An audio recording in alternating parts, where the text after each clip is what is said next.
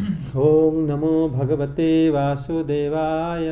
ओम नमो भगवते वासुदेवाय। ओम नमो भगवते वासुदेवाय। ओम नमो भगवते वासुदेवाय। ओम नमो भगवते वासुदेवाय। ओम नमो भगवते वासुदेवाय। श्रीमद् भगवद गीता पढ़ो अनुवाद। यह आत्मा अव्यक्त, अकल्पनीय तथा अपरिवर्तनीय कहा जाता है। यह जानकर तुम्हें शरीर के लिए शोक नहीं करना चाहिए। यहाँ पर जिस श्लोक में श्री अर्जुन को भगवान बता रहे हैं कि ये जो आत्मा है ये अव्यक्त है, अचिंत्य है, अविकार्य है और तस्माद् एवं अर्हसि है, फिर इसीलिए शोक नहीं करना चाहिए। मतलब भगवान जो 4 शब्द व्यवहार करे हैं, एक तो है अव्यक्त। आत्मा अव्यक्त है, हमारी जीवात्मा। अव्यक्त का मतलब जो किसी भी इंद्रियों द्वारा पकड़ में नहीं आएगा, उसको कहते हैं अव्यक्त। मतलब आप देख नहीं सकते चक्षु के द्वारा, ठीक है, आप उनको स्मेल नहीं कर सकते, छू नहीं सकते हाथ के द्वारा, ठीक है, कान के द्वारा उस पर कोई आवाज़ नहीं आएगी कि सुन लो। मतलब किसी भी इंद्रियों के द्वारा उसको आप ग्रहण नहीं कर सकते। इसलिए भगवान कह रहे हैं कि हे अर्जुन, यह है हो गया अव्यक्त। अचिंत्य हो गया, मन के माध्यम से उसको चिंता नहीं कर सकते, मन में, बुद्धि में, ठीक है, जितने भी अंतःकरण आपके अंदर है उसके माध्यम से आत्मा को आप विचार नहीं कर सकते। अचिंत्य अयम, अभिकार्य अयम, मतलब किसी भी प्रकार के कर्म के माध्यम से आत्मा को आप जान नहीं सकते।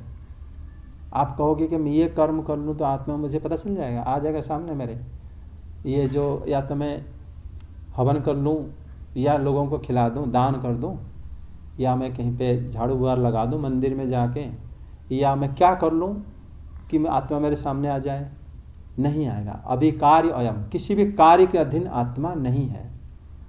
अचिंत्य अयम, अव्यक्त अयम, अभिकार्य तस्माद् एवं, इस आत्मा के यथार्थ स्वरूप को ऐसा ही जानकर दुखी मत हो। दुख मतलब नहीं करो। आगे, किंतु यदि तुम यह सोचते हो कि आत्मा अथवा जीवन का लक्षण सदा जन्म लेता है तथा सदा मरता है, तो भी है महाबाहु, तुम्हारे शोक करने का कोई कारण नहीं है। देखो यहाँ पर कह रहे हैं अगर तुम समझते हो, अथ चैनं नित्य जातं नित्य वा मन्यस्य मृतं तथापि तुम महाभाव नैनं सोचितुम अर्हसि। आत्मा नित्य जन्म लेने वाला है, आत्मा नित्य मरने वाला है, ऐसा तो भगवान ने पहले मना करे हैं। यहाँ पर कह रहे हैं अगर तुम्हें लगता है, ऐसा भगवान ने क्यों कहे? जब अभी अभी बता रहे हैं कि आत्मा अव्यक्त है, भगवान जानते हैं ये बात, ठीक है, कि अव्यक्त है, अचिंत्य है। अब फिर अभी कह रहे हैं अगर मान लो, समझ लो कि ये हमेशा जन्म हो रहा है, हमेशा मर रहा है, तब भी तुम दुखी मत हो। ये बात जो है भगवान ऐसे क्यों बोले, ऐसे क्यों बोले हैं? आपका कोई विचार इसमें? वो यही कहना चाह रहे हैं कि अगर ये दोबारा जन्म हो ही जाएगी तो कोई शोक क्यों करना? इसका मतलब आत्मा जन्म नहीं, आत्मा कह रहे हैं अगर नैनं अथ चैनं नित्य जातं नित्य वा मन्यस्य मृतम, अगर तो ये रेगुलर मरता है, रेगुलर जन्म होता है, आत्मा मरता है क्या? नहीं, मरता नहीं है। वो कह रहे हैं अगर आप तुम्हारी बात मान भी लें। नहीं, क्यों मानेंगे? भगवान तो एक ही बात बोलेंगे ना, भगवान 2 बात क्यों बोल रहे हैं? ये बात मतलब विचार करने वाली है। समझाने के, हाँ, मतलब यहाँ पर बता रहे हैं कि यह आत्मा अगर नित्य जन्म लेता है तथापि अब शोक मत करो। मतलब ये तो नास्तिक मत हो गया ना। नास्तिक लोग ऐसे कहते हैं कि आत्मा तो मर जाएगा, शरीर कौन किसने देखा है आत्मा को? शरीर आगे 4 भाग जैसे बताए थे कि कोई आत्मा नहीं है। जैसे साइंटिस्ट बताते हैं शरीर बढ़ा तुम्हें सारे नीड्स बढ़े, शरीर खत्म के बाद कौन देखा है कौन? इसलिए जितने दिन रहते हो अच्छे से मौज मस्ती करो। ये नास्तिक मत है। और ये प्रारब्ध वाली बात आ जाएगी, आत्मा नष्ट हो जाएगी तो प्रारब्ध कहाँ से रहेगा? किसके नाम पे जमा होगा? हाँ, तुम रहेगी। ये भगवान ने फिर ऐसे क्यों बोले? क्योंकि यहाँ पर एक्चुअली श्री हरि के गुण है, जैसे भागवत में बताया जाता है ना, एकादश स्कंद में वो कहते हैं परोक्षवादी मुनिनां अहं च परोक्ष प्रियम। भगवान ने बोले कि मेरे जो मुनि लोग मुझे परोक्ष भाव में वर्णन करते हैं, मुझे परोक्ष प्रिय है। भगवान यहाँ पर परोक्ष भाव बताने के लिए बात इस श्लोक को बोल दिया है, ताकि जो समझने वाला नास्तिक लोग सोचेंगे कि ये बात भी तो सच है, हो सकता है कोई आत्मा ना हो। भगवान कह रहे हैं अगर आत्मा को नहीं भी मानते हो ना, तब भी दुख मत करो, क्योंकि डेली तो मर जाता है, डेली जन्म हो जाता है। लेकिन यहाँ पर आप देखते हैं अथच एनं नित्य जातं नित्यं वा मन्यस्य मृतम। देखो यहाँ पर नित्यं नित्यं 2 बार भगवान बोले हैं। अथच एनम, एनम तो आत्मा ही होता है। एनम नित्यं जातम एनम नित्यं एनम मन्यस्य मृतम। अगर इसको हम संधि करते हैं, क्योंकि संस्कृत भाषा में क्या होता है, आप कोई भी शब्द को किसी भी सर्वनाम से जोड़ सकते हो, नाम से जो क्रिया को। जैसे यहाँ पर भगवान बताया है अथच एनम नित्य जातम। नित्य जातम जो कहते हैं कि एनम मतलब होता है आत्मा, आत्मा नित्य जात होता है। फिर कह रहे हैं नित्यं वा मन्यस्य मृतम, या तो मन करो कि मर गया है, आत्मा मर जाता है। तो अगर हम देखते हैं कि एनम शब्द अगर आत्मा है, एनम नित्य जातम मतलब ये प्रत्येक दिन जन्म होता है, एनम नित्यं ये नित्य रहता है, वा अथवा एनम मन्यस्य मृतम या ये मर जाता है। यहां पर एनम का प्रतिशब्द अगर ढूंढेंगे तो एनम मन होता है, एनम का मतलब आत्मा भी होता है, एनम का मतलब देह भी होता है। जब भगवान ने बताया कि एनम मन्यस्य मृतम, तो मान लो कि मर जाता है। जो ये शब्द बोले हैं कि ये मर जाता है, वो देह को बोले हैं। एनम का मतलब देह भी होता है। एनम नित्यम जो है आत्मा नित्य है। एनम नित्य जातंग, नित्य जातंग जो प्रत्येक दिन तुम्हारा बदलता रहता है वो है मन। आत्मा का अर्थ मन भी होता है। आत्मा के प्रतिशब्द में मन आता है, देह आता है, शरीर होता है, मतलब शरीर होता है, आत्मा भी होता है। एनम मतलब इसे, हाँ, इसे जो होता है आत्मा भी होता है। ऐसे को अगर प्रत्यक्ष रूप में लिया जाएगा शरीर भी हो जाएगा। नहीं, इसे तो उसको कहेंगे ना पहले जिस कॉन्टेक्स्ट में बात चल रही हो किस। नहीं, हाँ वो तो है। उसी में अगर हम जाते हैं तो हम देखते हैं ना, भगवान की बात विरोधाभास हो गया, विरोधाभास नहीं हो गया। अगर इसको हम कहेंगे कि आत्मा डेली मर जाता है, तो पहले श्लोक को विरोध कर रहा है।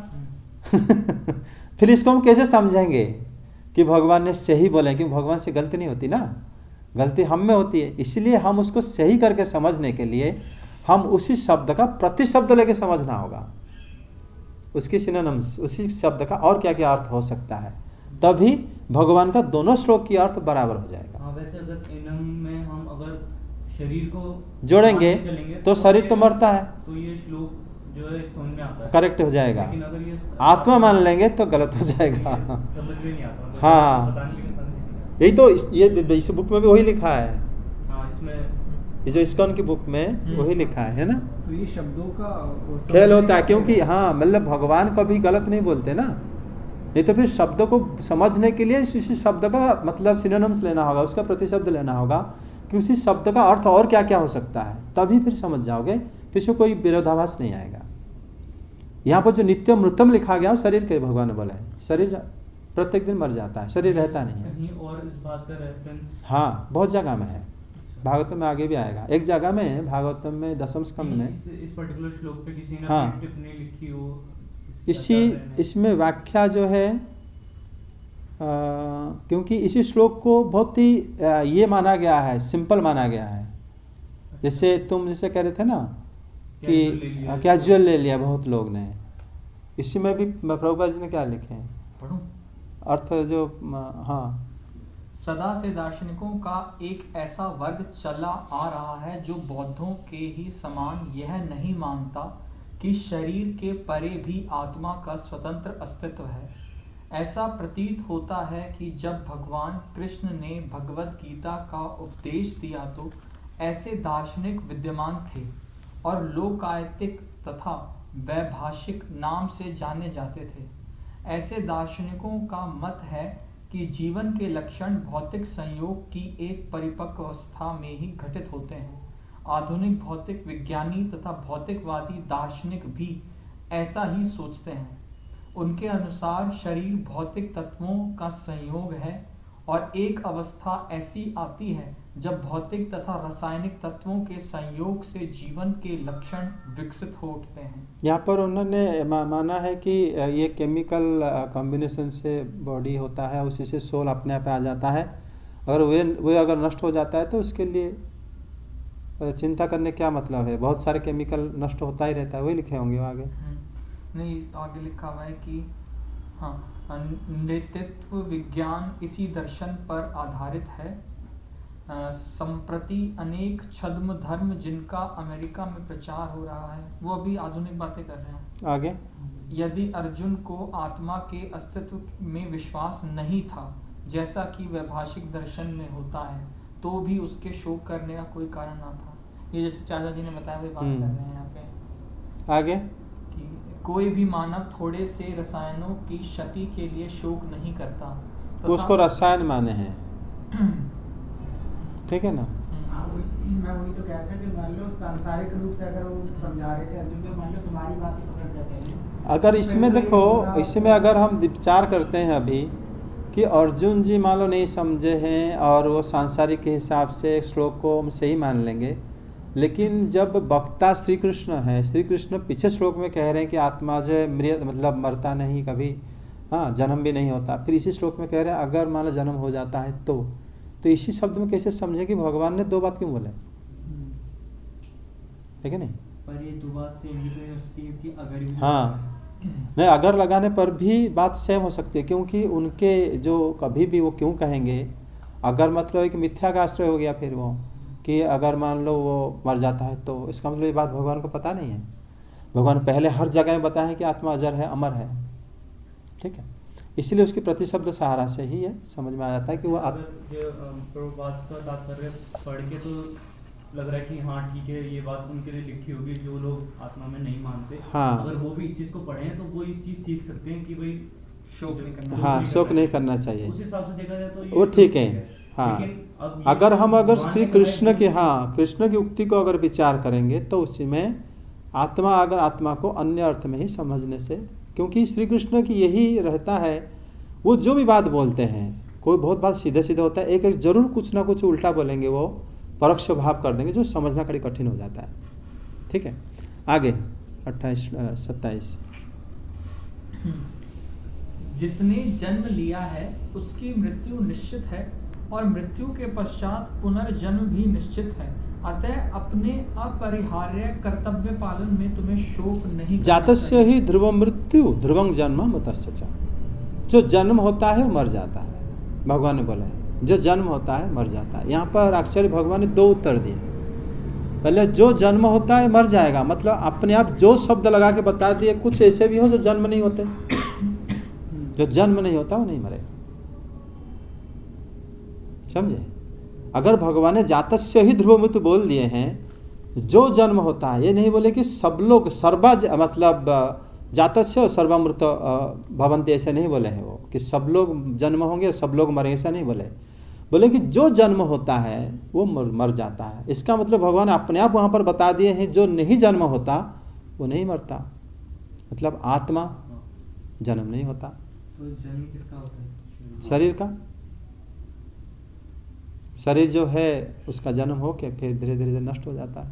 सर ये क्वेश्चन बड़ा रेलेवेंट है कि जब मरता शरीर है और आत्मा मरता नहीं, एक तो बड़ी समस्या ये है कि शरीर तो ही है, ये मर गया, आत्मा नहीं है इसमें, आत्मा निकल के आत्मा दिखती तो नहीं, आत्मा नहीं, हाँ, एक तो ये बड़ी प्रॉब्लम। और चलो शरीर मर गया, इसी बारे में आगे अभी चर्चा जस्ट एक श्लोक के बाद है इस बार। जन्म किसका होता है, आत्मा का होता है या उस शरीर का होता है? शरीर का होता है, वो जो डेथ हो गया, हाँ उसी शरीर का जन्म, उसी शरीर का नहीं, शरीर जो है उस शरीर में जो तत्व है, 5 तत्व है, उसी का भिन्न रूप में किसी और में शरीर में जन्म हो जाता है। इसको वेदांती गण जो है शरीर को जो है अलग नहीं मानते हैं। सांख्य दर्शन जो होते हैं ना, वो इस शरीर को जैसे हम शरीर में जैसे मिट्टी है, जल है, आकाश तत्व है, अलग अलग मिलके शरीर बन गया। कोई कहता है कि ये शरीर जो न्यायिक गण कहते हैं कि शरीर पंचभूत का एक फल है, 5 प्रकार जो तत्व है, उसी का ये फल है शरीर। लेकिन सांख्य योग कहते हैं कि ये पंचभूत ही है, ये पंचभूत का फल नहीं है ये। क्योंकि अगर फल होता, जैसे वृक्ष का फल, वृक्ष का सारे उपादान फल के अंदर होते हुए वृक्ष से अलग है वो। वृक्ष अगर फल को तुम नष्ट कर दोगे, वृक्ष नष्ट नहीं होता। लेकिन ये शरीर में वो तत्व हैं, जब ये नष्ट होता है वो अपने अपने मूल रूप में चले जाते हैं, मिट्टी मिट्टी में चला जाते हैं तुरंत। पानी लगा, ठीक है। जिसका जन्म होता है मर जाता है, इसका मतलब भगवान अपने आप बोल दिए हैं जिसका जन्म नहीं होता उसका मरण नहीं होता। जो जैसे मान लो एक बात भी और है, जो मर जाता है वो दोबारा जन्म होता है, जो जन्म होता है वो मर जाता है। हमारे सामने हम देखते हैं जैसे खेती में फसल उगता है, ठीक है, वो हमारे सामने गेहूं का फसल हम लोग उगाए, तो फिर वो उसके बाद पेड़ को काट दिया, हमारे सामने जन्म हुआ और मर भी गया। तो जन्म हुआ था इसलिए मर गया। फिर जातस्य ध्रुव मृत्यु, फिर ध्रुवं जन्म मृतस्य च, जो मर गया वो जरूर जन्म होगा। जो धान को बीज रूप में हम लोग लिए, उसको वो मरा हुआ पेड़ मतलब पौधे से निकला था, लेकिन उसको फिर दोबारा डाल दो, फिर दोबारा पैदा हो जाएगा, ठीक नहीं। मतलब जन्म मृत्यु, जन्म जो जन्म होता है मर जाता है, मर जाता है। जैसे 5 भौतिक शरीर नष्ट हो गया, वही 5 भौतिक का फिर दोबारा समारोह होकर दूसरा शरीर बन जाता है, ठीक नहीं। तो ये जो है श्री भगवान यहाँ पर 2 अर्थ में बता दिए हैं। जैसे आत्मा नहीं मरता, यहाँ पर भी पता चल जाता है। परमात्मा जो है श्री हरि वो भी, और भक्त भी। आगे 28 सर, जैसे भी आप बता रहे थे कि सांख्य योगी बताते हैं कि वो पंचभूत का फल नहीं है, पंचभूत ही है। तो सर वो क्या आप समझा रहे थे, वो थोड़ा समझ में नहीं आया कि 2 मतों को कैसे तुम समझा था ना, बताओ। सर जैसे बता रहे थे कि सांख्य योग वाले ये कहते हैं कि जो शरीर है वो 5 भूतों का फल नहीं कहते, 5 भूत ही कहते हैं। तो उसको इस श्लोक से कैसे रिलेट किया सर? हाँ, वो ऐसे ही कह रहे हैं कि जो अग्नि, वायु, जल, भूमि है, इन्हीं का मर्जर होता है और एक शरीर बन जाता है। हाँ। फिर वही विखंडित हो जाता है, वो फिर मिल जाता है, फैल जाता है। तो फिर वो जन्म थोड़ी हुआ, शरीर का कॉम्बिनेशन हुआ। हाँ, कॉम्बिनेशन को ही जन्म शब्द का अर्थ जो नष्ट हो पाता है वो जन्म कहते हैं। जैसे कुम्हार नहीं होता, वो मिट्टी से बना देता है हाँ। किसी बर्तन को, उसने मिट्टी से बना दिया, फिर उसी को वो तोड़ दे फिर मिट्टी बन जाएगा। तोड़ दे तो उसी मिट्टी में जहाँ से निकाला था। हाँ, बर्तन को जो है मिट्टी का फल नहीं कह सकते, वो मिट्टी ही है। सांख्य योग यही कहता है जी। और जो न्यायिक बोलते हैं कि ये मिट्टी का विवर्तन है, मिट्टी का एक रिजल्ट है बर्तन, क्योंकि उसका काम अलग है, मिट्टी का काम अलग है। ये मतलब दृष्टिकोण अलग अलग है। यहाँ पर जो बताया गया जन्म होता है मर जाता है, तो जो जैसे हम लोग घड़ा को अगर मिट्टी से प्रकट करा है तो वो जब नष्ट हो जाएगा मिट्टी में भी चला जाता है। शरीर भी उसी तरह है, जैसे मैं अभी बताया फसल आदि जो होता है वो भी उसी प्रकार जन्म होके चला जाता है। हमारे सामने ये होता है, फसल का लाइफ 3 महीने होता है, 4 महीने होता है। 4 महीने के अंदर जन्म भी होता है, फिर चला भी जाता है, फिर दोबारा उसी बीज को फिर डाल दो, फिर जन्म होता है, फिर चला जाता है। और जब शरीर बनता है तो कुछ टाइम बाद उसके अंदर आत्मा प्रवेश करती है।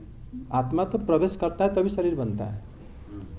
तो शरीर आत्मा प्रवेश करती है, फिर तब शरीर बनती है। आत्मा कहाँ प्रवेश करती है? आत्मा पहले पिता के शरीर में प्रवेश करती है, वो खान पान से, फिर माता की गर्भ से आती है। वो तो तृतीय स्कंद भागवतम में आगे इसमें चर्चा होगा। आगे 28 सारे जीव प्रारंभ में अव्यक्त रहते हैं, मध्य अवस्था में व्यक्त होते हैं और विनष्ट होने पर पुनः अव्यक्त हो जाते हैं। अतः शोक करने की क्या आवश्यकता है? मतलब पहले अव्यक्त थे, फिर व्यक्त हुए, फिर अव्यक्त हो गए। मतलब अव्यक्त शब्द को प्रधान कहा जाता है, जहाँ से महत्त्व की सृष्टि होता है, महत्त्व के से अहंकार की सृष्टि होता है, अहंकार से फिर हमारा शरीर, हमारे मन आदि देवता, इंद्रिया आदि देवता, इंद्रियां सब आते हैं। तो ये पहले अव्यक्त से हमारा शरीर मिला। जब प्रलय होता है सब चीज अव्यक्त में चला जाता है। ठीक है, इसमें अर्जुन जी कहते हैं आप दुख मत करो। इसमें प्रलय तो बहुत दूर है, अभी प्रत्यक्ष कैसे समझा जाए इसको उन्होंने जो अगर दूसरे अर्थ में हम लेते हैं, इसको हम सुषुप्ति, जागृत और सुषुप्ति में समझ सकते हैं। ठीक है, जैसे आपने इसलिए श्रीधर स्वामी पाद इसके ऊपर अर्थ दिए हैं टीका में। जैसे मान लो हम जब स्वप्न देखते हैं, स्वप्न देखने के बाद जब हम जग जाते हैं, हम जागृत होने पर फिर हम स्वप्न वस्तु के प्रति मोहिमान नहीं होते। ठीक है, उसी प्रकार अर्जुन जी अभी जिन जिन को कह रहे हैं कि ये सब मतलब नष्ट हो जाएंगे, तो वो एक प्रकार के स्वप्न में है। मतलब भगवान बताया जैसे स्वप्न जागृत अव्यक्त, अव्यक्त दिनी भूतानि व्यक्त मध्यानि भारत।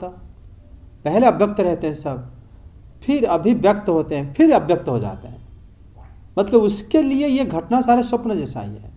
तो स्वप्न देख के तुम उठने के बाद रोगे क्या? सपने में मुझे बहुत पैसा मिला था, गया, नहीं रहोगे। इसीलिए इसको जो है ऐसे समझ लेना चाहिए कि ये आत्मा बड़ा दुर्विज्ञ है। आत्मा के बारे में समझना दुर्विज्ञ। इसलिए भगवान जो है ये बात बताते हैं कि ये अव्यक्त रहता है, मतलब पहले अपने आप को प्रकाश नहीं करता प्रलय से पहले, फिर प्रकाश हो जाता है, फिर अव्यक्त में चला जाता है। ठीक है, आगे। कोई आत्मा को आश्चर्य से देखता है, कोई इसे आश्चर्य की तरह बताता है तथा कोई इसे आश्चर्य की तरह सुनता है, किंतु कोई कोई इसके विषय में सुनकर भी कुछ नहीं समझ पाते। आश्चर्यवत पश्यति कश्चिदेनम आश्चर्यवत वदति तथैव च आश्चर्यवत च एनम अन्यः शृणोति शृणुत्यापि एनम वेद न च एव कश्चित्। यहाँ पर देखो, कोई आश्चर्य प्रकार इसको देखता है। आत्मा हमारे शरीर में है, कोई आश्चर्य प्रकार में देखता है, कोई आश्चर्य प्रकार से इसको बोलता है, और कोई आश्चर्य प्रकार से इसको सुनता है, और कोई इसको सुन के कुछ समझ नहीं पाता। ये चार अलग अलग प्रकार के लोग हैं, एक लोग नहीं। कोई भी एक प्रकार के लोगों में चारों नहीं हो सकते। ठीक है, जो आश्चर्य प्रकार, चार क्रिया जो भिन्न भिन्न लोगों के लिए। अर्जुन जी तो इससे श्रेष्ठ है। अर्जुन जी चारों में से नहीं है। अगर चारों में से होता तो भगवान उसको नहीं बोलते कि हे पार्थ, कोई आत्मा को आश्चर्य तरीके से बोलता है, कोई उसको आश्चर्य सुनता है, कोई आश्चर्य तरीके से सुन के समझ नहीं पाता। उसमें से वो नहीं आए ना। अर्जुन जी आए क्या? अर्जुन जी को तो बोले नहीं कि तुम ऐसे करते हो। अर्जुन जी इनसे अलग हो गए। पहली बात विचार करेंगे कि ये जो आश्चर्य प्रकार के वर्णन करना, आश्चर्य प्रकार की देखना, आश्चर्य प्रकार की सुनना, आश्चर्य प्रकार की बोलना, आप बोल के ना समझ पाने, क्या होता है इसका मतलब? आश्चर्य शब्द भगवान ने यहाँ पर क्यों बोले हैं? आश्चर्य शब्द का मतलब क्या है बताओ जरा, तभी हम श्लोक को धीरे धीरे समझ जाएंगे।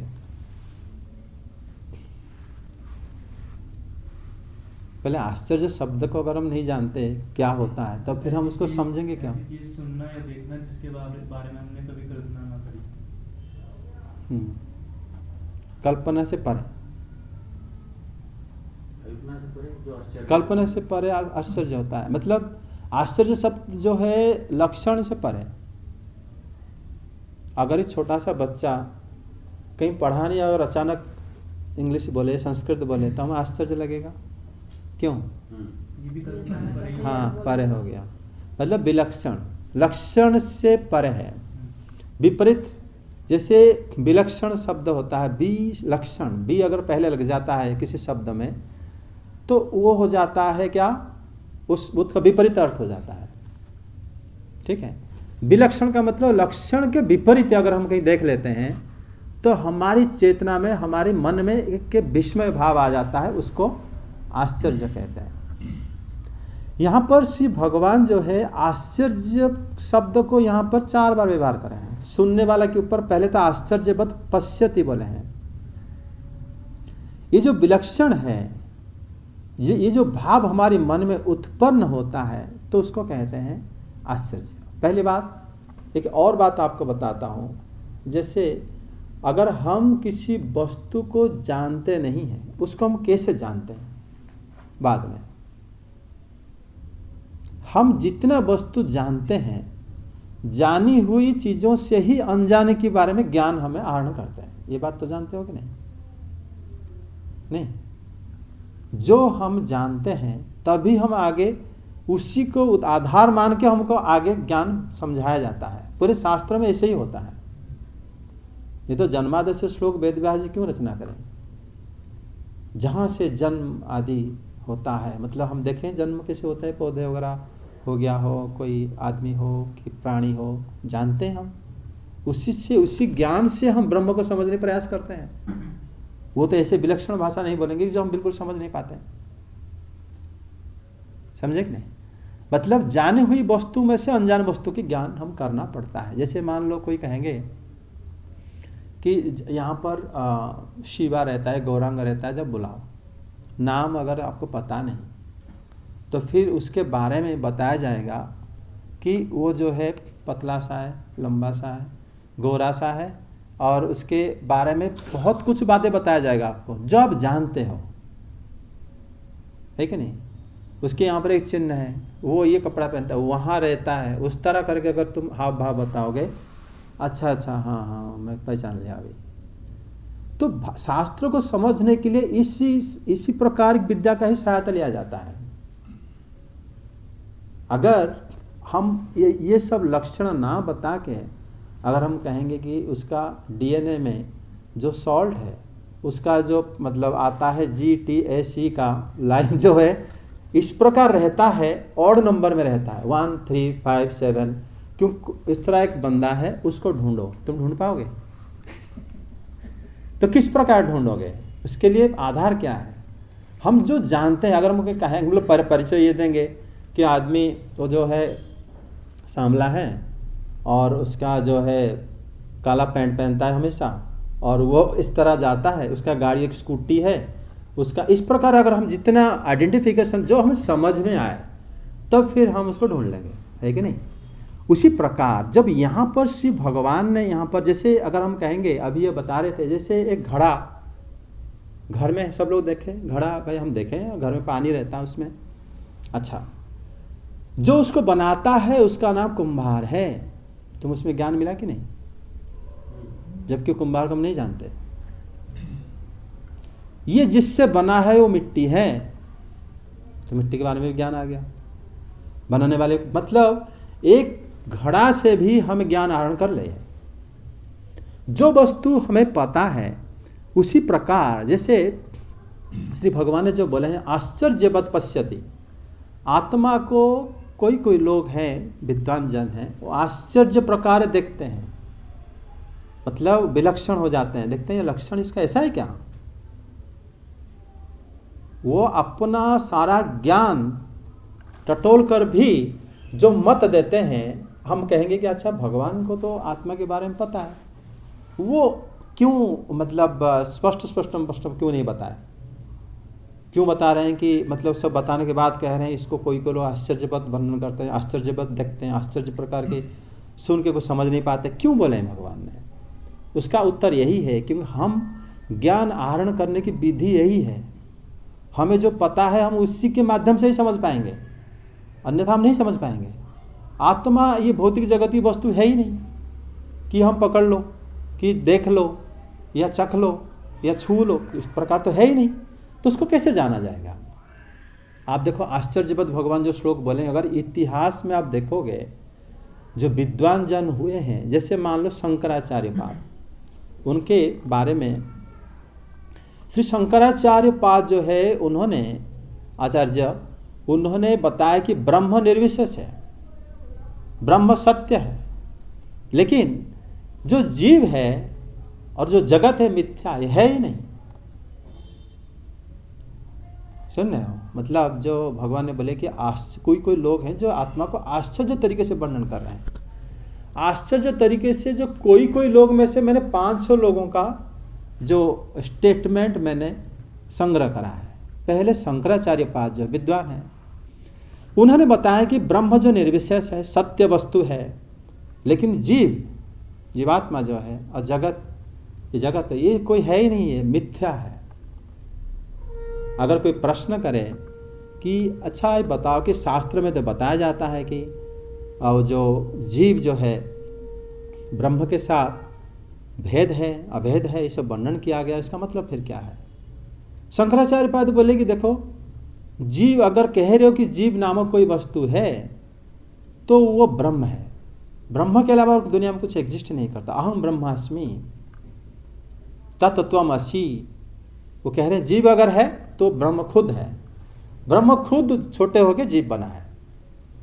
बताओ, श्री कृष्ण इसीलिए कहते हैं कि मतलब बड़े बड़े विद्वान लोग भी आत्मा के बारे में प्रॉपर ज्ञान नहीं रखते।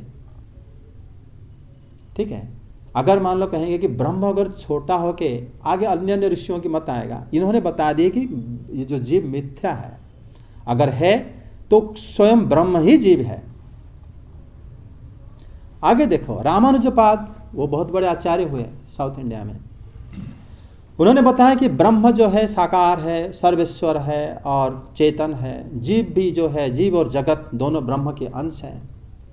बताएं, अगर और जीव और जगत के साथ शरीरी और शरीर का संबंध है, मतलब ये जगत अगर शरीर है, इनके अंदर जो वास करते हैं वो ब्रह्म है। अगर हमारे शरीर है, शरीर के अंदर जो वास करते हैं वो ब्रह्म है। शरीरी शरीर संबंध अगर इसको माना जाए तो श्रुति कहता है कि ब्रह्म जो सर्वव्यापक है। ये कह रहे हैं कि जीव जो है जिस प्रकार शरीर के अंदर वास करता है, जगत के अंदर ब्रह्म वास करते हैं, और जगत के शरीर के अंदर जो है ब्रह्म वास करते हैं। और जीवात्मा के अंदर भी, जीवात्मा अगर शरीर है उसके अंदर में भी ब्रह्म वास करते हैं। इसमें श्रुति विरोध तत्व उपस्थित होता है, जो श्री कृष्ण बोले हैं कि आश्चर्यवत् पश्यति, आश्चर्य प्रकार विद्वान जन इसको देखते हैं और सुनोति, और क्या करते हैं ना, वर्णन भी करते हैं। अभी देखो भास्कर आचार्य, वो बताया कि ब्रह्म जो अचिंत्य है, चित स्वरूप है। सब लोग ब्रह्म के बारे में कोई संदेह नहीं है, स्पष्ट है सबको कि ब्रह्म सर्वशक्तिमान है। तो श्री कृष्ण के रूप में हम लोग मानते हैं, और श्री कृष्ण है भी। जो नहीं जानते थे उनको सब ब्रह्म के बारे में किसी को संदेह नहीं है। इसीलिए भगवान श्री कृष्ण बोले नहीं कि मेरे बारे में आश्चर्य होते हैं जितना जीव के बारे में ज्यादा आश्चर्य होते हैं। जीवात्मा को कोई नहीं जान पाता। इसलिए भागवत में एक श्लोक नहीं है कि वो जो जीवात्मा कोई देख नहीं पाता, कोई सुना भी नहीं उसके बारे में। अभी देखो, ये तो इतिहास है, ये कोई हाइपोथेटिकल ये नहीं है कि ये नहीं था। ये लोग सब अभी कुछ शताब्दी पहले आए हुए हैं, और पूरे शास्त्र को टोटल कर उन्होंने रचना भी करे वेदांत। उन्हीं का मत ये है। सोचो बाकी लोगों का क्या हाल होगा। तो लोग ब्रह्म को कृष्ण मानते थे या फिर अलग अलग रूप में देखते थे? कोई लोग माने हैं, लेकिन ब्रह्म को, वो तो अलग टॉपिक हो गया कि कृष्ण ब्रह्म में क्या अंतर है। लेकिन जीव और ब्रह्म, जीव जो जीवात्मा है, इसके बारे में इनका क्या ज्ञान था? मतलब जीव और ब्रह्म को एक मानते थे। कोई एक माना है और दूसरे माना है कि उसका शरीर है। जीव जो है ब्रह्म की शरीर है, ब्रह्म उसके अंदर वास करता है, मतलब भगवान। जगत की शरीर, जगत ही भगवान की शरीर है। समझे? अगर इसको हम मान लेंगे कि ये सत्य है, तो जीव जो इतना दुखी हो जाता है, उनके अंदर ब्रह्म भी तो दुखी होता होगा। जगत इतना परिवर्तनशील हो जाता है, तो इसका मतलब ब्रह्म भी विकारी परिवर्तनशील होता होगा, जबकि ब्रह्म निर्विकार है। श्रुति विरोध हो गया कि नहीं? मतलब वो लोग स्वयं विचार करते हैं कि क्या हो सकता है आंसर। भास्कराचार्य बताते हैं कि ब्रह्म जो है अचिंत्य, चित स्वरूप, सर्वशक्तिमान, सब कुछ है। वो कहते हैं ब्रह्म दो प्रकार है। वो अपना फिलोसफी बताए, ब्रह्म दो प्रकार है। एक है कारण ब्रह्म, अद्वितीय है। एक होता है कार्य रूपी ब्रह्म। वो कार्य रूपी ब्रह्म छोटे होकर जीव बन जाता है। मतलब यहां पर जीव गोस्वामी बात बताते हैं कि जीव अगर ब्रह्म एक हो गए तो जीव संसार में सुख दुख आदि भोगता है, तो क्या ब्रह्म भी सुख दुख भोगता है? अगर भोगता है तो ब्रह्म को हम फिर आनंदमय क्यों कहते हैं? श्रुति कहता है कि आनंदमय है। ये श्रुति विरोध हो गया, वेद वाक्य की विरोध हो गया। माधवाचार्य जी बताते हैं, उन्होंने बताया कि ब्रह्म सर्वनियंता है, सच्चिदानंद है, चेतन है, सब बताया। जीव जो है चेतन है, परतंत्र है, सब बताया। उन्होंने बताया अपनी फिलोसॉफी की 5 प्रकार की जो है नित्य भेद है, अलग अलग। एक होता है जीव और जीव भेद है, 2 जीव इक्वल नहीं होते। जीव और ब्रह्म वो भी भेद है, दोनों अलग है। जीव और जगत ये अलग है, ब्रह्म और जीव ये भी अलग है, और जगत जगत मतलब 2 जड़ वस्तु वो भी आपस में भिन्न है। माधवाचार्य जी बताए कि 5 भिन्न हमेशा नित्य है। उन्होंने अपने पूरे धर्म ग्रंथ, साहित्य ग्रंथ आदि, वेद वगैरह आलोचना करके निकाला। उसमें जीव गोस्वामी पाद वहां पर प्रश्न उठाते हैं कि जीव और ब्रह्म उन्होंने बोले दोनों भेद है, संपूर्ण भेद है, लेकिन दोनों में एक समानता भी है। दोनों क्या समानता है? दोनों दो है चेतन है। दोनों को उन्होंने चेतन माने हैं कि जीव भी चेतनमय है, जो जीव के अंदर चेतना है वो जड़ नहीं होता, वो ब्रह्म भी चेतनमय है। तो दोनों अगर चेतन है, कम से कम चेतन में तो दोनों इक्वल होना चाहिए था। आप दोनों को संपूर्ण भेद कह दिया और दोनों को चेतन कह रहे हो, दोनों में एक इक्वल गुण पाया जाता है, फिर ये कैसे संभव हो सकता है? ठीक है, मतलब उनका मत भी गलत हो, मतलब वो भी जीव के बारे में पूर्ण ज्ञान नहीं रखते। उसके बाद आते हैं निम्बार्क स्वामी। निम्बार्क स्वामी बता दिए कि ब्रह्म जो है सर्वशक्तिमान है, अनंत है, चेतना बता दिए। जीव जो है ज्ञान स्वरूप है, चेतन है, सब बता दिए। जगत जो है उन्होंने जगत को 3 हिस्सों में बांटा है। उन्होंने बताया कि जगत जो है प्राकृत है, अप्राकृत है और काल है। तीनों जगत का रूप है, जड़ जगत का रूप है। इसमें जीव गोस्वामी पाद प्रश्न उठाए कि अगर जगत के अंदर प्राकृत जड़ है, जगत अगर प्राकृत है तो समझ में आता है, मतलब जड़ प्राकृत है, जड़ काल हो सकता है, लेकिन जड़ अप्राकृत कैसे होगा? अप्राकृत का मतलब जो वैकुंठ जगत में पाया जाता है। भले इनका मत में वैकुंठ जगत में जो भगवान की शरीर है या भगवान के भक्त वास करते हैं, उनका शरीर भी हमारी तरह जड़ है। यह भी श्रुति विरोध हो गया, कि नारद मुनि भागवत में बताए हैं कि मेरा पंचभौतिक शरीर नष्ट होने के बाद मुझे आध्यात्मिक शरीर मिला, प्रथम स्कंद में है। उसके आगे आते हैं वल्लभाचार्य जी। वल्लभाचार्य जी बताते हैं कि ब्रह्म सगुण सर्वशक्तिमान चेतनामय सब है। जीव जो है ये 3 प्रकार की है, शुद्ध, सांसारी और मुक्त। देखो हर कोई जीव के बारे में कंफ्यूज है, देख रहे हो, किसी का ब्रह्म के बारे में कोई एक मत है सब लोग, लेकिन जीव के बारे में सबका मत अलग है। तभी श्री कृष्ण जो बोले हैं कि आश्चर्यमय पश्यति, ये बिल्कुल उपयुक्त ही बोले हैं। वो आश्चर्य है इसके बारे में, क्योंकि वो लक्ष्य विलक्षण होता है ना जीव। वो बोले कि जीव जो है शुद्धि मतलब शुद्ध हो सकता है, संसारी जीव, मुक्त जीव। जगत है ब्रह्म का कार्य है। वो कहते हैं ब्रह्म की 2 शक्ति है, आविर्भाव शक्ति, तिरोभाव शक्ति। ब्रह्म जब आविर्भाव होता है सगुण हो जाता है, ब्रह्म जब सारे शक्ति को हटा देता है निर्गुण हो जाता है। वल्लभाचार्य की यही मत है। उन्होंने बताया कि जब ब्रह्म आनंद अंश जब ब्रह्म का हट जाता है, वही ब्रह्म जीव बन जाता है। ठीक है, आनंद अंश हट के जीव बन जाता है। मतलब जीव और ब्रह्म दोनों चेदंश होने पर भी तो जीव कैसे बना? अविद्या के ग्रास कैसे हुआ? जीव तो अविद्या ग्रास होता है, जीव अपने आप को भूल चुका है यहाँ पर आके। लेकिन ये कह रहे हैं कि जीव जो है ये ब्रह्म की अंश है। तो इसमें जीव में भी कंफ्यूज क्रिएट होता है। तो सोचो अगर जीव में इस प्रकार कंफ्यूज है तो किस प्रकार जो भगवान श्री कृष्ण बोले हैं कि आश्चर्यवत पश्यति, आश्चर्यवत वदति, आश्चर्यव्यात च एनम अन्यः शृणोति, फिर श्रुत्वापि एनम वेद न च एव कश्चित्। ये आश्चर्य प्रकार की कोई बताता है, कुछ दिखता है, कोई सुनता है, सुनकर कोई समझ भी नहीं पाता।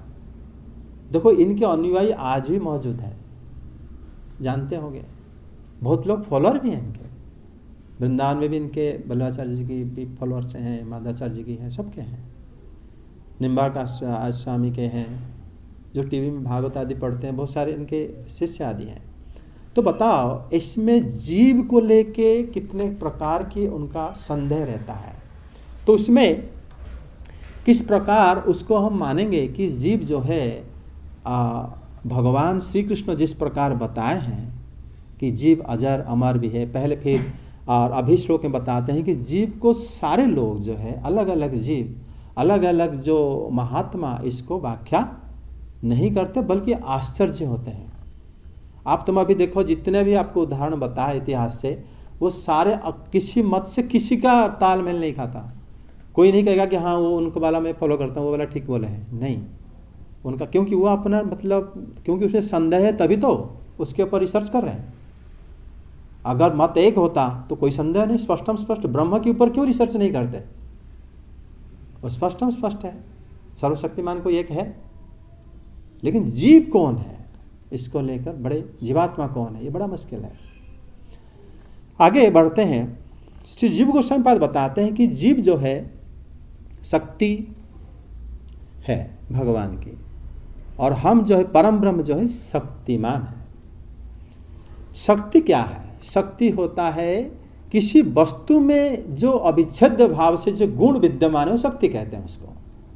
जैसे मान लो किसी कस्तूरी खुशबूदार है, गंध है, वो गंध कस्तूरी के भिन्न और कुछ तो नहीं हो सकता है कि नहीं? वस्तु का, जबकि कस्तूरी वस्तु का नाम है, सुगंध उसका के गुण है, लेकिन उसके गुण भी वो कस्तूरी से अभिन्न भी तो है। क्या नहीं मानते हो आप ये बात को? जैसे अग्नि का तापस, जो ताप है अग्नि का, वो भी अग्नि का के गुण है कि नहीं? वो भी अग्नि का शक्ति भी है। अगर अग्नि और शक्ति, उसके जो तापस, दोनों अग्नि के व्यतिरिक्त और तो कुछ नहीं है। इसमें विशेष्य कौन है? विशेष्य अग्नि। उसका गुण क्या है? उसका गुण है तापस, तपना। समझे? परम ब्रह्म की जो शक्ति है, वो शक्ति के अंदर किसी भी द्रव्य की जो शक्ति है, उसी द्रव्य के अतिरिक्त और कुछ नहीं होता है। उनके बीच रहता है विशेष्य और विशेषण भाव। समझ में आता है? विशेष्य मतलब एक वस्तु के नाम होता है, विशेषण होता है उसी वस्तु में उपस्थित जो जो सारे गुण हैं उसके। अगर हम देखते हैं, जैसे अगर हम कहेंगे कि अगर आप कह रहे हो कि दोनों एक है, फिर दोनों को अलग अलग क्यों व्याख्या कर रहे हो? जीव और ब्रह्म या कृष्ण अगर एक है, जीव गोस्वामी बताते हैं कि उसकी शक्ति है, अब शक्तिमान कृष्ण है। अगर फिर आप कहोगे कि अभी आप बता रहे हो कि शक्ति शक्तिमान एक है, तो फिर दोनों एक ही तो है जो पहले सब लोग बताए हैं। फर्क क्या है? फर्क है, गोस्वामी पाद बताते हैं कि जैसे कस्तूरी कभी दिखता नहीं है लेकिन सुगंध सुंगाई देता है। सुगंध मिल जाता है, कस्तूरी नहीं मिला, अर्थ कस्तूरी से भिन्न हो गया। मतलब इनके बीच भी नित्य भिन्नता उपस्थित है, नहीं है? अग्नि के जो तापस, किसी किसी विशेष औषधि द्वारा अग्नि की जो तापस को हम अग्नि से अलग कर सकते हैं। मतलब अगर वो अग्नि में अगर औषधि लेपन करके अग्नि के ऊपर गए जाएगा, उसको अग्नि कोई क्षति नहीं पहुंचा पाता। मतलब वो औषधि में अग्नि की तापस शक्ति का हरण कर लिया, अग्नि को हरण तो नहीं कर पाया। अग्नि है, लेकिन इसका मतलब अग्नि और ताप दोनों भिन्न भी है। समझ में आ गया? दोनों अलग भी है, दोनों भिन्न भी है। मतलब ब्रह्म और जीव या शक्ति और शक्तिमान को संपूर्ण रूप से उनको भिन्न करना असंभव है। संपूर्ण रूप से उनको एक करना भी असंभव है। समझे कि नहीं? क्यों? अगर ब्रह्म जो है ज्ञान विज्ञान पूर्ण है, हम जानते हैं अनंत शक्ति विशिष्ट है, लेकिन जीव जो है इस प्रकार तो है ही नहीं। हम इससे जानते हैं कि ये भेद तो है दोनों में, समझे? लेकिन दूसरी बात ये जानते हैं कि ब्रह्म शब्द से ही पता चलता है कि जीव उसका अंश है कि नहीं? तुम फिर आए कहां से? तुम लोग, तुमसे कहां से प्रकार की गुण आया? उनसे आया है। इस दृष्टि से अगर देखा जाए, इसको दोनों को अभिन्नता भी सिद्ध हो जाता है। मतलब ब्रह्म और जीव में संपूर्ण एकता भी असंभव है, संपूर्ण विच्छेद भी असंभव है। समझे? अगर ब्रह्म और जीव को हम एक मान लेंगे संपूर्ण रूप से एक है दोनों, कोई फर्क नहीं है। लेकिन ब्रह्म अद्वय है, ब्रह्म ज्ञानमय है। हम कहेंगे जीव भी ज्ञानमय है। जीव प्रकृति संग में रहता है। जीव जो है द्वैतमय है, जीव के अंदर सुख है, दुख है, हानि है, लाभ है कि नहीं? जीव के पास दो गुण, डुअलिटी रहता है। तो अगर ब्रह्म और जीव इक्वल है, क्या ब्रह्म के अंदर इस प्रकार रहता है? ऐसा नहीं रहता, वो तो अद्वय है, एक है। इससे पता चलता है कि जीव उनसे एक नहीं हो सकता। अच्छा, जीव एक नहीं तो अलग है, अलग होगा तो जीव का अस्तित्व ही मिट जाएगा। कहां से आया है? समझे कि नहीं? इसीलिए कहा जाता है कि ये दोनों जो है, हम दोनों को एक नहीं कह सकते, दोनों को अलग भी नहीं कह सकते। फिर हम क्या कहेंगे इसको? इनको कहेंगे कि इनका भेद और अभेद है, लेकिन अचिंत्य है। हम चिंता नहीं कर सकते। क्यों? इसलिए चिंता नहीं कर सकते क्योंकि ये हमारा असमर्थता नहीं है, ये है कि ब्रह्म जो है ये अचिंत्य शक्ति विशिष्ट है। भगवान के अंदर अचिंत्य शक्ति उपस्थित है। इसीलिए हम उन दोनों के बीच ना संपूर्ण एक कर सकते हैं, तीन दोनों को ना संपूर्ण भिन्न कर सकते हैं। इसलिए जीव गोस्वामी बात बताते हैं कि स्वमते तो अचिंत्य भेदा भेद वेव अचिंत्य शक्तिमय त्वादिति, कि अचिंत्य शक्तिमय होने के कारण ही ब्रह्म के पास अचिंत्य शक्ति है, जो शक्ति की हम सोच भी नहीं सकते। उसी शक्ति के कारण ही जीव उनसे पृथक भी है और उनसे एक भी है। जैसे पराशर मुनि को जब मैत्रेय जी प्रश्न करे थे पद्म पुराण में, विष्णु पुराण में, जीव गोस्वामी पाद उसको भी मतलब कोटेशन में लिए थे कि ब्रह्म निर्गुण है, देश काल से अपरिच्छिन्न है, राग द्वेष से रहित, क्योंकि ये सब सारे गुण हमारे अंदर है। राग द्वेष और देश काल के साथ हम जुड़ जाते हैं, शुद्ध है ब्रह्म। लेकिन ब्रह्म जो निर्गुण है, देश काल से अपरिच्छिन्न है, राग द्वेष से रहित है, शुद्ध है, फिर वो जगत की सृष्टि कैसे करता है? जगत के अंदर सब प्रकार द्वैत भाव है कि नहीं? अगर आपको कहा जाएगा कि आप मिठाई बनाओ लेकिन चीनी नहीं लेना, बिना चीनी की मिठाई कैसे बनाओगे आप? मतलब जगत जहां से सृष्टि हुआ उनके अंदर कोई गुण नहीं है, लेकिन जगत सृष्टि हुआ उनके अंदर सारे गुण हैं। ये बात मैत्रेय जी प्रश्न करे थे। जीव गोस्वामी पाद बताते हैं कि मैत्रेय जी जो उत्तर दिए थे वो कहे थे कि सारे पदार्थों के अंदर शक्तियां जैसे अचिंत्य और अगोचर है। अगर हम देखते हैं एक लोहा के अंदर लोहापन आया कहां से? यह चिंता नहीं है, चिंता से परे नहीं है ये। सोना के अंदर सोनापन जो है वो आया कहां से? क्यों उसके अंदर जंग नहीं लगता? क्या हो गया उसको? लोहा के अंदर ही गुण आया कहां से? इसके अंदर सुगंधी आया कहां से? इसके अंदर तापस कैसे आया? उसके अंदर ठंडापन, जल के अंदर ये गुण कहां से भरा? ये सारे जो अगर अचिंत्य है, सारा हमारी सोच से परे है। तुम केमिस्ट्री में पढ़ोगे जितने सारे एलिमेंट है सबका अलग अलग गुण है, ठीक है? इस सारे गुण हमारी सोच से परे, बियॉन्ड है। हमारे मन में इतने सारे क्रिया चलता है, कहां से होता है? सारे हमारे चिंता शक्ति से परे है। तो कहते हैं कि अगर भगवान की सारे पदार्थों में शक्ति अचिंत्य अगोचर है, उसी प्रकार ब्रह्म जो है सृष्टि कर लेता है अचिंत्य शक्ति के बल पर। वो शक्ति कोई तर्क के माध्यम से हम उसको समाधान नहीं कर पाएंगे। इसीलिए अचिंत्य भेदाभेद तत्व में ही जीव अलग है कृष्ण से और उनके साथ भी है। तभी भगवान ने बताए थे कि जो श्लोक की आश्चर्यवत् पश्यति, हाँ आश्चर्यवत् शृणोति, समझे?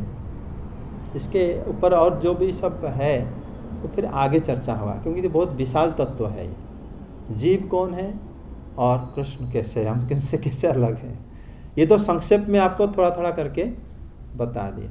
समझ में आ गया? जैसे बोलते हैं हम ब्रह्मास्मि, तो ये जो सेंटेंस है ये कहाँ से आया हुआ है और ये किसके लिए प्रयोग होता है? ये हमारे लिए प्रयोग होता है। हमारे लिए? तो इसमें जो ब्रह्म के बारे में बताया वो हम है, हाँ, जीव के लिए बोला गया। हाँ। तो ये मतलब माया फिलॉसफी नहीं, ये अभी तो अचिंत्य भेदाभेद तत्व कहा गया है ना। अचिंत्य भेदाभेद तत्व में सबका मत करेक्ट है,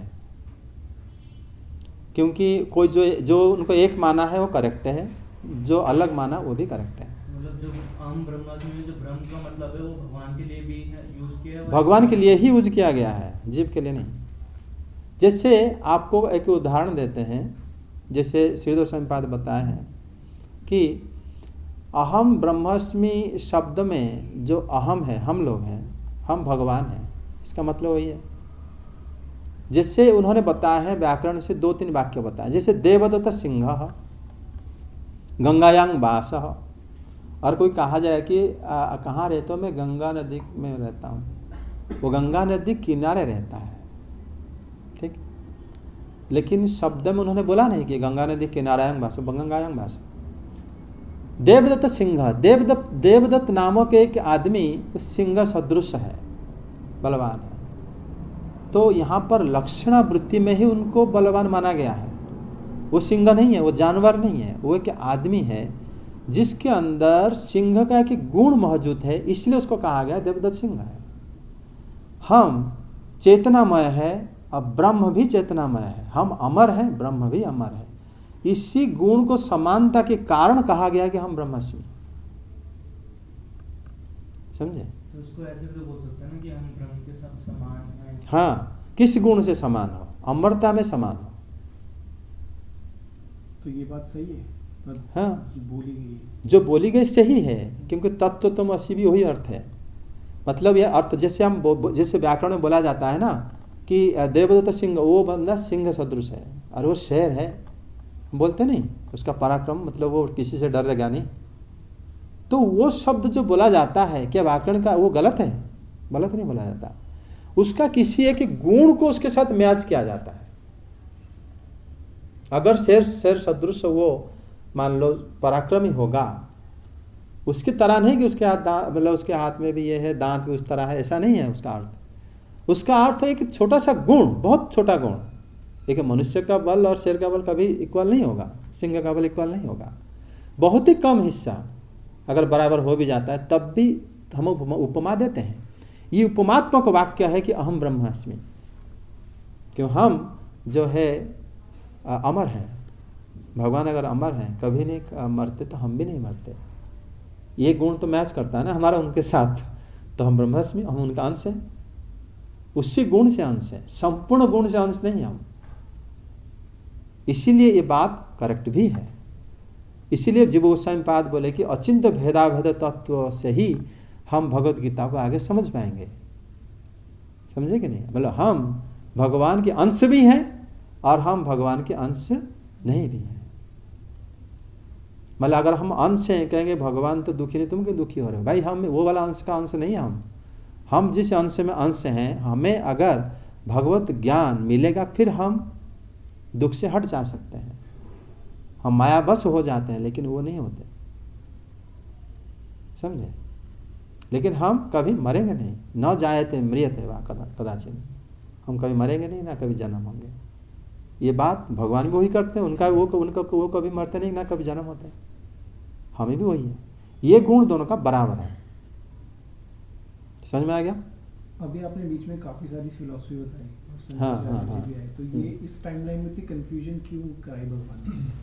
ये तो क्योंकि उस जीव गोस्वामी बात बताते हैं कि क्योंकि उसके बाद भगवान चैतन्य के अवतार आने वाला है। कोई प्रश्न करेगा कि रामानुजाचार्य, माधवाचार्य जिस संप्रदाय में स्वयं भगवान दीक्षा लिए, उनको कैसे मति भ्रम हो सकता है? श्रीधर स्वामी पाद गुरु भी थे उनके अंदर, विष्णु स्वामी, उनका मैंने बताया नहीं, उनका भी वही था मत, तो उनके अंदर कैसे आ सकता है ये सारे भाव? जीव गोस्वामी पाद बताएं क्योंकि भगवान आने वाले हैं, इसीलिए फिर उनका आने से पहले वो स्वयं वो सब योग माया द्वारा भ्रमित थे, इसलिए अपने अलग अलग मत सब रामानुजाचार्य, निम्बार्क स्वामी, वो स्वयं कोई ऐसे नहीं कहेंगे कि वो लोग बल भगवान के भक्त नहीं थे या भगवत धाम नहीं गए, वो सब भक्त थे, मुक्त आत्मा थे। लेकिन जो प्रचार करे वो, उसमें उनको मतभेद था जी, क्योंकि भगवान की बात ही ऐसी थी, उसको समझ पाना बड़ा कठिन है। जब जीव गोस्वामी बात क्यों समझ पाए? क्योंकि वो स्वयं मतलब परिकर हैं भगवान के, तभी वो शास्त्र के गूढ़ अर्थ को निकाल दिए, जो कि बाहर लोग नहीं निकाल पाए थे। समझे कि नहीं? तभी भगवान जब है अवतार आते हैं तो इस प्रकार के शास्त्र के अर्थ बहुत स्पष्ट हो जाता है, नहीं तो बहुत कंफ्यूजिंग हो जाता है। श्रीधर स्वामी तो बहुत पहले आए थे, चैतन्य महाप्रभु से पहले।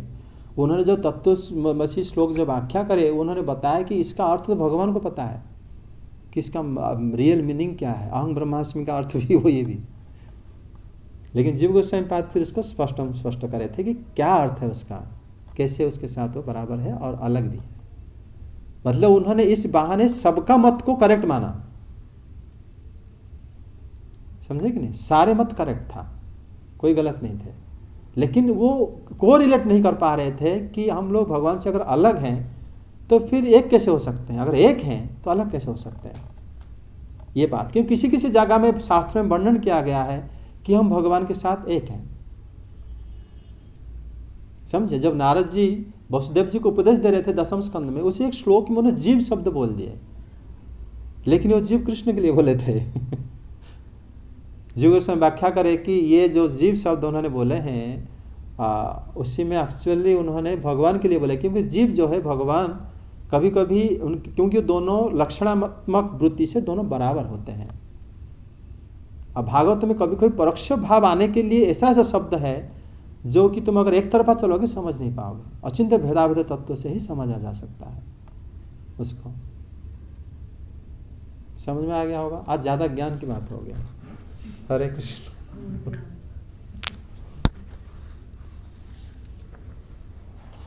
श्री कृष्ण गोविंद हरे मुरारे, हे नाथ नारायण वासुदेव। श्री कृष्ण गोविंद हरे मुरारे, हे नाथ नारायण वासुदेव। श्री कृष्ण गोविंद हरे मुरारे, हे नाथ नारायण वासुदेव। श्री कृष्ण गोविंद हरे मुरारे, हे नाथ नारायण वासुदेव। हरे कृष्णा कृष्ण कृष्णा हरे हरे, हरे राम राम राम हरे हरे। हरे कृष्णा कृष्ण कृष्णा हरे हरे, हरे राम राम हरे हरे।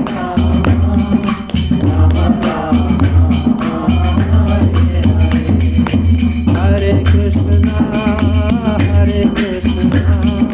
कृष्ण कृष्ण हरे हरे, हरे राम राम राम हरे हरे। हरे कृष्णा कृष्ण कृष्ण हरे हरे, हरे राम हरे कृष्णा कृष्ण कृष्ण हरे हरे, हरे राम राम राम हरे हरे।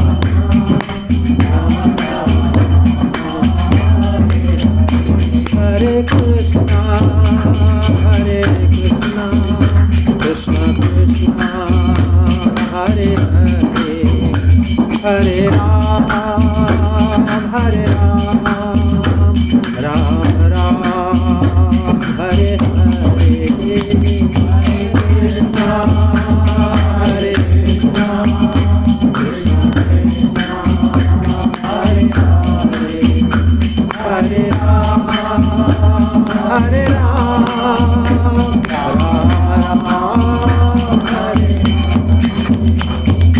हरे कृष्ण कृष्ण कृष्ण हरे हरे, हरे राम राम राम हरे हरे। हरे कृष्ण कृष्ण कृष्ण हरे हरे, हरे राम राम राम हरे हरे।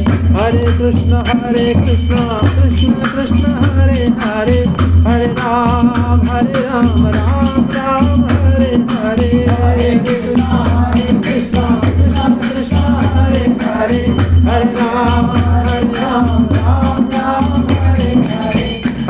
कृष्ण कृष्ण कृष्ण हरे हरे, हरे राम राम राम हरे हरे, हरे कृष्ण कृष्ण हरे हरे, हरे राम राम राम हरे कृष्ण कृष्ण कृष्ण हरे हरे, हरे राम राम राम हरे हरे, हरे कृष्ण कृष्ण कृष्ण हरे हरे, हरे राम हरे राम हरे हरे। जय हरि नाम संकीर्तन की जय, श्री भगवद गीता की जय, सभी भक्त वृंद की जय, जय श्री जगन्नाथ श्री बलदेव श्री सुभद्रा श्री सुदर्शन की जय, श्री तुलसी देवी की जय, जय जय श्री राधे श्याम।